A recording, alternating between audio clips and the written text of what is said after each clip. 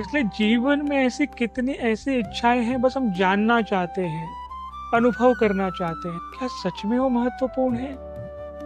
क्या हमें सच में जीवन में वो आगे ले जाएगा? क्या उससे सच में हमारा भला होगा, उन्नति होगी, आध्यात्मिक उन्नति होगी? और जब ऐसी तीव्र इच्छा होती है जो अवरोध, रुकावट पैदा करती है आध्यात्मिक उन्नति के लिए, तो गुरु को भी हमारे लिए प्रार्थना करना पड़ता है, ऐसे प्रसंग रचने पड़ते हैं, और फिर वो जो कृपा है उस माध्यम से निकल जाता है। क्या आवश्यक है? इसलिए सुपात्र बने रहें।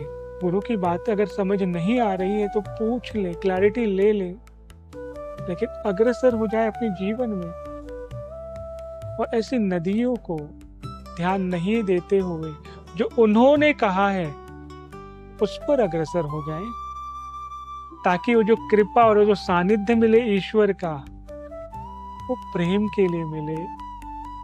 ये जो जीवन मरण का जो चक्र है वो समाप्त करने के लिए मिले, कुछ एक बड़े उद्देश्य के लिए मिले, ना कि ऐसे छोटी मोटी नदियों को जिस मजे लेने के लिए, एंजॉय करने के लिए।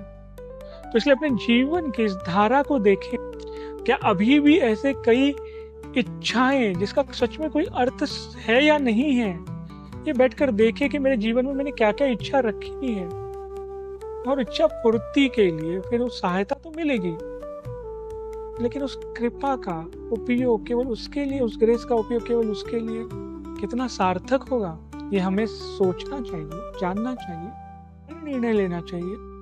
इसलिए जागरूक रहना बहुत आवश्यक है।